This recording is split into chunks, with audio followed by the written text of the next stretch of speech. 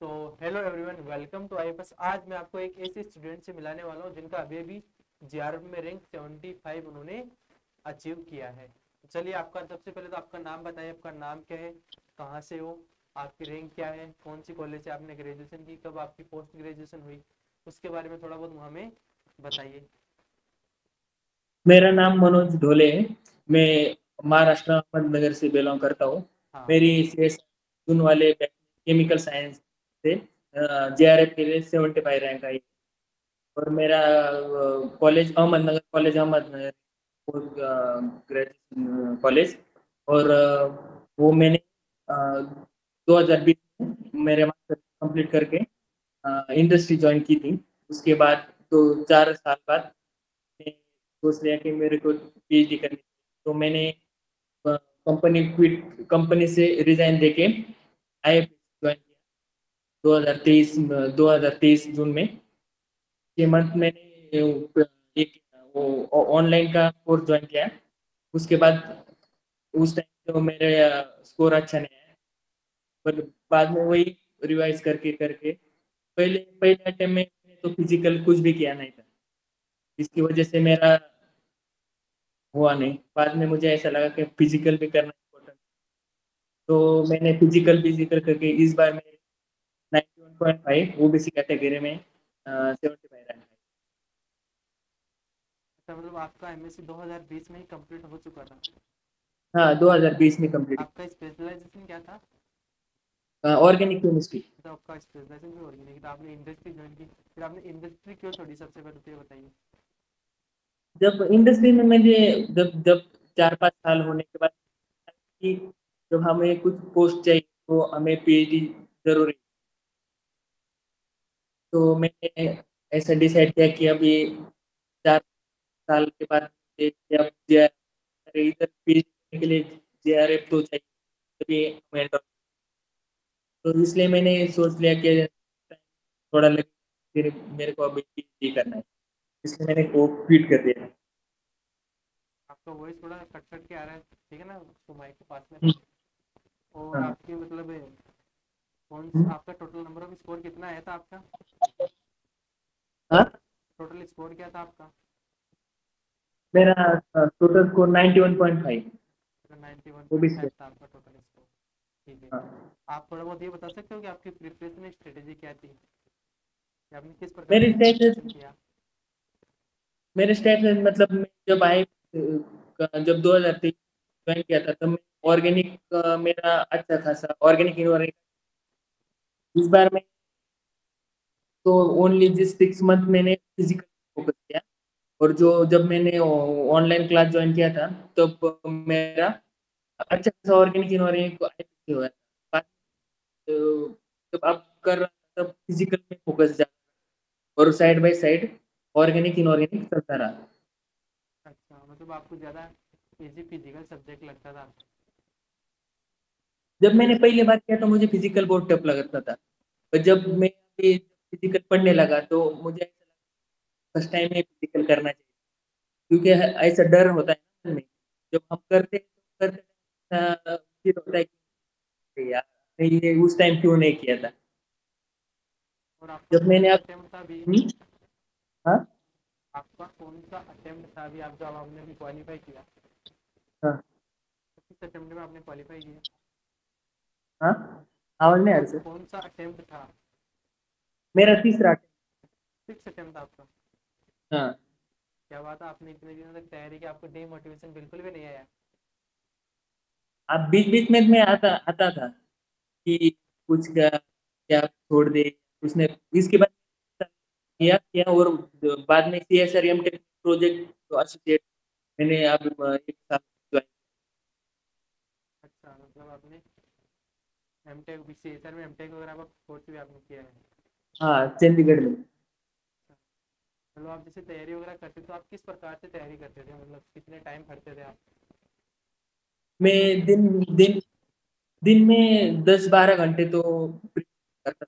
और बाद जब मेरे लैब का टाइम 9:30 तो मैं जल्दी अर्ली मॉर्निंग उठ के 7 बजे से तक पढ़, 5:30 बजे आने के बाद फिर 1-2 बजे तक पढ़।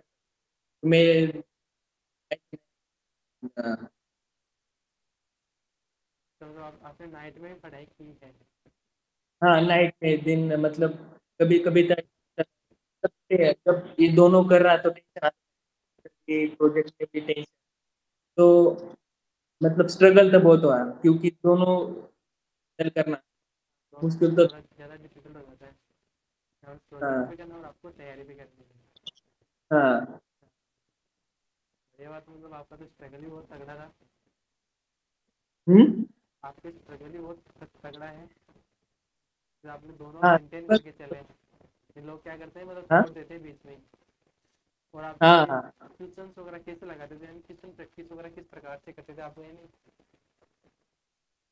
मैंने प्रैक्टिस मतलब मेरा जब 2 मंथ बचे तो मैंने पीओक्यू पे बहुत ज्यादा फोकस किया था, मतलब जितना हो सके पीओक्यू छोड़, मतलब पीओक्यू कंसेप्ट बिल्ड, मतलब ऐसा नहीं कि पीओक्यू देखा छोड़ दे, वो ऐसा क्यों, मतलब वो जब मैं पढ़ता था तो वो प्रॉपर उसका पूरा मैकेनिज्म मतलब प्रॉपर उस वे पीओक्यू में सॉल्व करता था।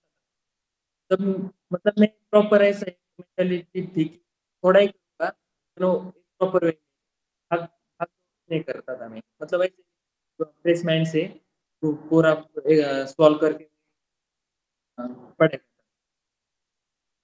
और आपका वॉइस क्यों कट रहा है? थोड़ा सा वॉइस का चेक कीजिए ना एक बार। वॉइस कट कट के आ रहा वॉइस है। आ रहा है। हाँ अभी आ रहा है जो। हाँ। आप कैसा फील हो रहा है आपको जेआरएफ क्वालीफाई करने के बाद? जे पहले से जब कट ऑफ मैंने देखा, मतलब स्कोर कार्ड देखा, तो मुझे मतलब ऐसा मन में लगा कि अब ये एलएसी हो जाएगा, क्योंकि पिछले 5-6 साल का मैंने ये देखा ट्रेंड, ये उस टाइम तो इतना कट ऑफ नीचे नहीं जाता था, डर ही लग रहा था। जब मैंने उसको ये आया कट ऑफ, तो मतलब अच्छा लगा कि मैंने इतना प्रयास करने के बाद फाइनली हो ही गया, मतलब जैसे डर तो लग रहा था जैसे आपने कट ऑफ देखा, स्कोर कार्ड देखा, तो ऐसा लगा कि अब की बात तो फिर भी नहीं होगा, एलएसी हो पाएगा। लेकिन जैसे हाँ आपका कट ऑफ हुआ तो मतलब आपको ऐसा लगा कि मेरा तो इस बार जेआरएफ हो गया, आपको असंभव होगा, असंभव हो गया आपके लिए। हाँ मतलब डर डर लग रहा था कि इतना कट ऑफ तो कभी कम नहीं गया, फिर भी एक होप्स था कि इस बार बहुत टफ क्वेश्चन था, क्वेश्चन पेपर आया था, मतलब जब मैं एग्जाम देने गया तो आधा घंटा मैं इतना पढ़ के गया तो भी मुझे आधा घंटा लगा वो ये याद करने के लिए कि ये मैंने पढ़ा तो ये आई, जो पिछले वाला ट्रेंड था ना तो वो फॉलो ही नहीं होता ना, मतलब हाँ, आसान वो आसान ट्रेंड क्वेश्चन। फॉलो नहीं हुआ। हाँ तो मैं आधा घंटा पहले एक भी क्वेश्चन सॉल्व नहीं किया था, मैंने स्टार्टिंग ही पार्ट सी से की थी, आपने आधे घंटे पहले कुछ भी सोल्व नहीं किया? कुछ नहीं सॉल्व किया था मैं पार्ट सी, और मैंने इस बार तो पार्ट ए में एक भी क्वेश्चन सॉल्व नहीं किया था, और पार्ट में आपने एक भी क्वेश्चन सोल्व नहीं किया? क्या बात है! एक भी क्वेश्चन सॉल्व नहीं किया था, पार्ट बी और पार्ट सी की जो थे मैंने और इतने पार्ट बी और पार्ट किया। सी भी आपने सोल्व किया? क्या बात है! जब रिजल्ट आया तो आपके पेरेंट्स आपको क्या हाँ बोले? पेरेंट तो खुश हुए कि बोले भाई मतलब अभी हुआ ना, इतनी देर मेहनत कर रहा है, तो मुझे बोलते थे कि हो जाएगा हो जाएगा, मेरे भाई मेरे बहुत सपोर्ट करते थे, क्योंकि मेरा भाई भी उसका भी पीएचडी बीएड हो गया था ना, इसलिए वो मतलब मेरे आ- आवाज नहीं आ रहा था आपको? आवाज ही नहीं आ रहा कि स्कूल को ऐसा आवाज नहीं आ रहा। नहीं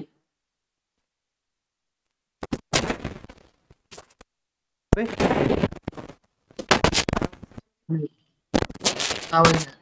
अभी भी नहीं यार? हाँ अब आ रहा है, अच्छा, फिर तो भी आपके ये पेरेंट्स आहिस्ता। वगैरह ने आपको क्या बोला फिर? मेरे हाँ पेरेंट तो खुश हुए कि बोले अब तो हो जाएगा, मतलब तेरी डिग्री हो जाएगी, अच्छा। मतलब एक होता है ना घर वालों की भी लगता है कि इतना मेहनत किया है बंदे ने, तो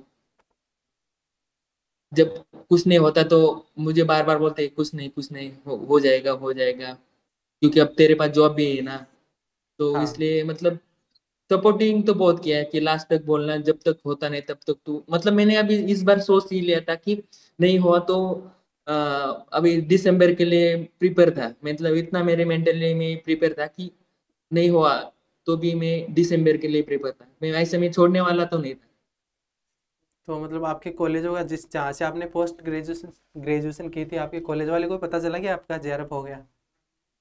हाँ, मेरे कॉलेज को मैंने बता दिया तो बहुत खुश हुए, बोले हमारे कॉलेज का, मतलब मेरे जो बैचलर है था ना, पार्टनर कॉलेज, तो उन सर को मैंने मैसेज कर दिया कि मेरा मेरा इतना इतना रैंक आया है। तो वो खुश हो गए कि बोले हमारे कॉलेज का तो पहला ही मुझे लग रहा है कि बंदा है कि तेरे जेआरएफ निकल गए हैं। अच्छा, आप कॉलेज के पहले स्टूडेंट हो जो आपने जेआरएफ क्वालिफाई, क्या बात है, कॉन्ग्रेचुलेसन हाँ। कॉन्ग्रेचुलेसन। Thank you. जो बच्चे आपको वाईटी पे देख रहे हैं, यूट्यूब पे आपको बहुत सारे बच्चे, आपको आपका इंटरव्यू बहुत सारे बच्चे देखेंगे, आप उन बच्चों को क्या बोलना चाहोगे? मैं बोलना चाहूंगा कि अपना मेहनत रखो।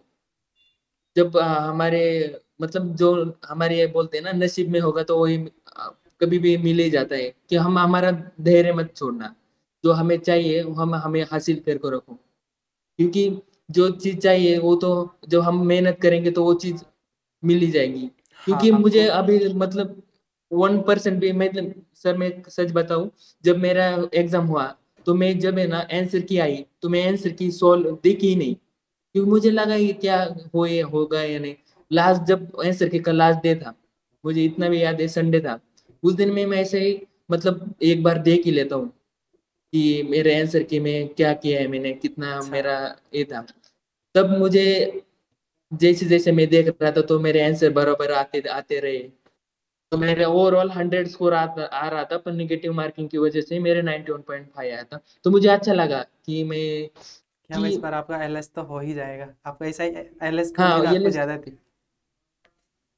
हाँ ये लिस्ट तो हो जाएगा। जब फिर भी आपने मतलब आंसर की मेरा वगैरह चेक जितना की, तो मैंने ये किया था। जब आपने आंसर की हम्म। चेक की तो आपको ऐसा नहीं लगा क्या भाई, आंसर की चेक करने के हम्म। बाद जब आंसर का एक फाइनल स्कोर कार्ड आया, तो आपको ऐसा नहीं हुआ हम्म। कि आपका ऐसा नहीं हुआ कि आपके नंबर डिक्रीज हुए? नहीं नहीं, मेरे उलट मेरे जब मैंने आंसर की देखी तो 89 थे। और एक तो जो ज्योमेट्री और शेप वाला क्वेश्चन था, ये वो जो इनऑर्गेनिक का, वो मेरे ढाई ढाई मार्क इंक्रीज हुए, अच्छा। 91 हो गए। बढ़िया बात है बहुत। मेरे कम तो नहीं हो। हाँ। बहुत बढ़िया है। तो हाँ। आपकी तरफ से कुछ मेरे को पूछना हो तो आप मेरे को पूछ सकते हो, फिर अपन सेशन को एंड करते हैं। हाँ। नहीं, मेरे वजह से कुछ नहीं, अगर मन थैंक में यू कुछ फॉर डाउट हो, आईएफएस। कुछ क्वेरी, तो आप पूछ सकते हो। हम्म। हम्म। मैं थैंक यू बोलूंगा आईएफएस को, क्योंकि मुझे इतना मतलब जो सर है उन्होंने अच्छे से पढ़ाया है, कंसेप्ट क्लियर कर रही है। मतलब आईएफएस इंस्टीट्यूट तो मतलब, क्योंकि मैंने जब ऑनलाइन ज्वाइन किया फिर भी मैं ऑफलाइन इंस्टीट्यूट में गया था, तो मेरे जब मैं तब मेरे भाई पुणे में रहते हैं ना, तो मैं पुणे में आईएफएस ज्वाइन किया था, मैंने ऑनलाइन किया था। तो जब मुझे वो सर मिले तो अच्छे बात किया, तो अच्छा लगा कि क्या आईएफएस बात है। के स्टाफ अच्छा है। चलिए फिर अपन सेशन को एंड करते हैं। थैंक यू सो मच, आपने अपना कीमती से हमारे को दिया।